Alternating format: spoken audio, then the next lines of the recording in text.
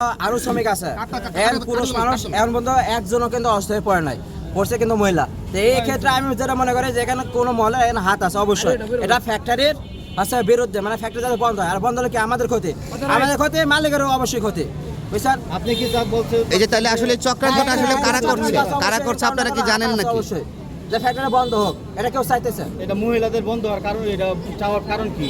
এটা এখন তারা নিজেরাই জানে, না এর পিছনে কারা আছে না হেরাই জানে। কারণ আমরা শ্রমিক, এই যে আমার এই যে আইডি কার্ড আছে আপনারা দেখছেন, এই যে আমি 2 বছর ধরে চাকরি করতেছি। ফ্যাক্টরিতে মহিলা শ্রমিকই বেশি। হ্যাঁ, মহিলা শ্রমিক আমরা বেশি, জানি, অবশ্যই। কিন্তু মহিলারা এই ফ্যাক্টরি বন্ধ হচ্ছে, তাদের উপর কি হবে? এটা হেরাই জানে, আমি করেছি এখানে কোনো চক্রান্ত আছে না, হাত আছে অবশ্যই, এককভাবে ওদেরকে দোষ এর করছেন অবশ্যই একটা চক্রান্ত আছে, কারণ মহিলাদেরকে। আরো পুরুষ মানুষ আছে, আরো আছে লোক তো আর 2-1 না। আপনি কি বিশ্বাস করেন যে এখানে অনেক অসুস্থ? আমি করি না যেটা লিগাল কথা। আপনি কি বলছেন এমনি হ্যাঁ, যে অভিনয় পুরুষ করতেছেন? মানুষ পড়তো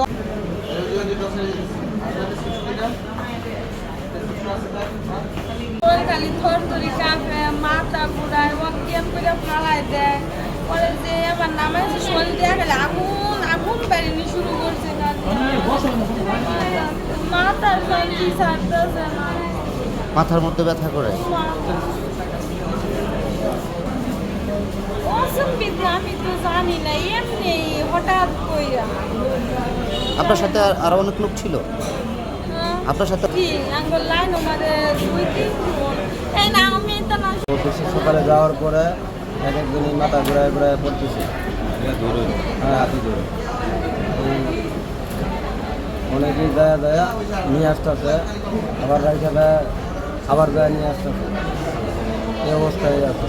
সুস্থ হইতেছে, সুস্থ হওয়ার পরে ওই এক একজনকে আবার হস্তান্তর করতেছে। এরকম হওয়ার কারণটা কেন? কি কারণ? এটা সঠিকটা আসলে জানি না। কোন কারণে হচ্ছে এটা আসলে আমরা কিছু পর্যন্ত জানতে পারতেছি না। যা কাজ শুরু করছে, কারণ কিছুক্ষণ পর থেকে শরীর কালকের মতন আবার ঝিমঝিম করতেছে, মাথা ঘুরাই, তারপরে মনে করছে শরীর অবশ হয়ে যায়, এরপর বমি একটা ভাব আসার সাথে সাথে অজ্ঞান হয়ে যায়। এরপর থেকে এখন পর্যন্ত মনে হয় 60-70 জন উপরে আছে। আজকে গতকালকে ধরো অনেকগুলো, আজকের গুলো অনেক নির্দিষ্ট কোনো কারণ আছে না, এখন পর্যন্ত কোনো প্রভিজা পাইতেছে না যে কে থেকে কি করতেছে। কিন্তু এমনিতেও ফ্লোরে ঢুকার সাথে সাথে শরীর অবশ্যই আর মাথা ঝিমঝিম করতেছে, মার বমি ভাঙতেছে, আর এই যে আসতেছে। তোমরা আশঙ্কা করতে পারতেছে না, কি করতে পারতেছে না। ডাক্তার যারা আছে তারা আবার কালকে পানি পরীক্ষা করছে, মানিকে পরীক্ষাতে কোনো রকম কোনো পানি পায়নি, পানি ঠিক আছে। এখন কেসের থেকে হইতেছে এটা বলা যাইতেছে।